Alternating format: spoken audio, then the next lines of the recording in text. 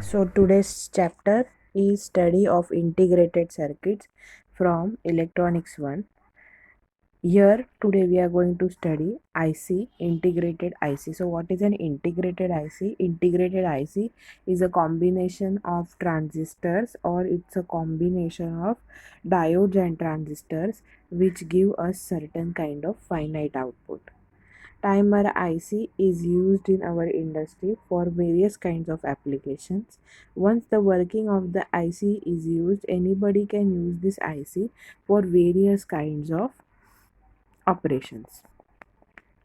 Then comes the next part, that is how many types of ICs are commercially available to us, and there are commercially available 2000 types of operational amplifiers, out of which one third are linear ICs. Linear ICs means they give straight line output. Op amps can be used for non-linear kind of operations. We will study a popular op amp IC 741 in this chapter. By controlling external I'm using the word resistors, which oppose the flow of current, we can adjust the voltage again, and also we can change the voltage gain, that is V out by V in ratio, and the bandwidth of the op amp can be changed. Then comes LM317. LM317 is a power IC. There is a similar IC to LM317, that is 7805, which is used to control voltage. It is used in voltage stabilizer to control voltage. Moreover, it is an adjustable 3-terminal voltage regulator. It is easily exceptionally used, and it requires only two external resistors to control the respective amount of voltage. The range of this voltage is from 1.25 volts to 337 volts. Now the block diagram, pin connection and important application of three ICs are given. One IC is IC 555, second IC is IC 741, third IC is IC LM317. Now today we will first study about IC 555. What happens in IC 555? See, IC 555 has 8 pins. In these 8 pins, what happens is what we will study now. The first pin is the ground pin, which is used to ground. Second pin is called as the trigger pin. This trigger pin is used as a trigger or to charge the IC. Charge the IC means to charge the capacitor which is externally available outside the IC.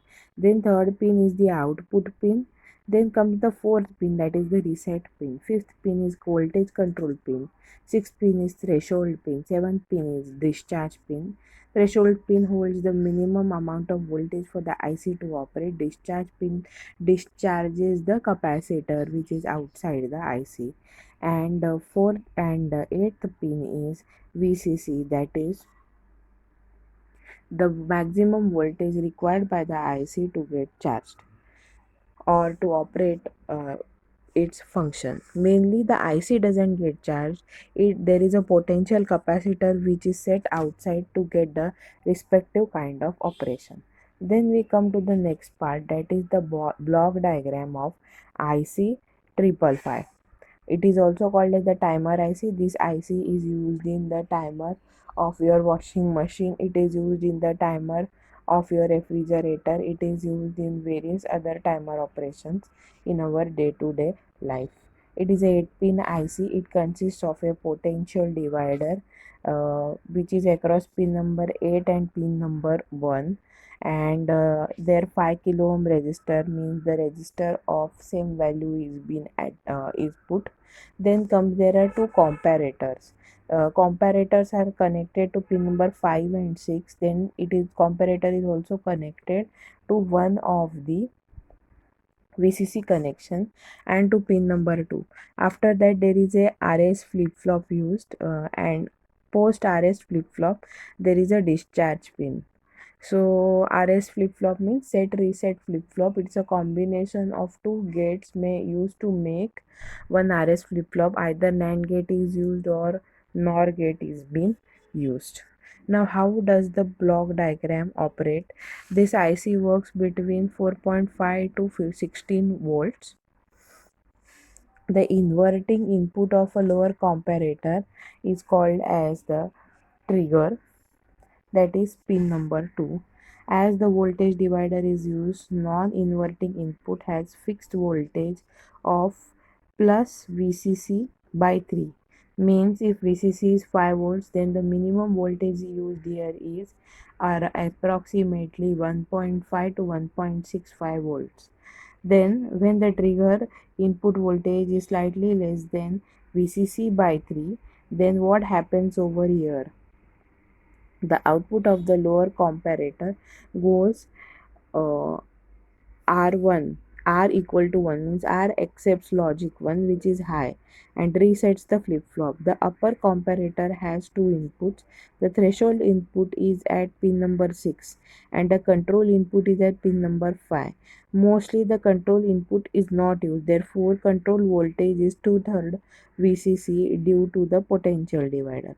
Whenever the threshold input is more than control voltage, the upper comparator goes to S is equal to 1 and the flip-flop sets. You can see the operation of RS flip-flop in the chapter 5 in electronics 2, where we can study about various types of flip-flops, various types of multivibrators which are formed with the combination of IC 555. Then comes the next part. What is Q? Q is quasi-state or the temporary state of a flip-flop.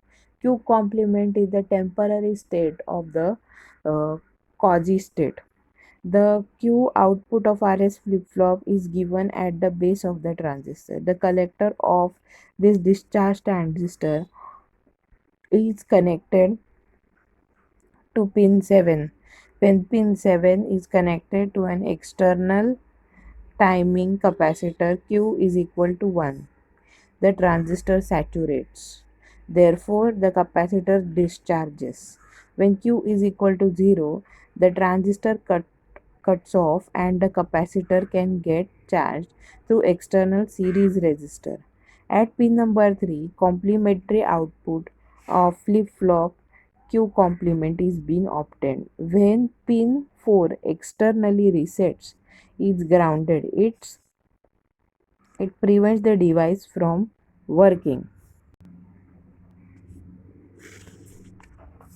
The principle of comparator could be studied in chapter number 4 of operational amplifiers, where you will experience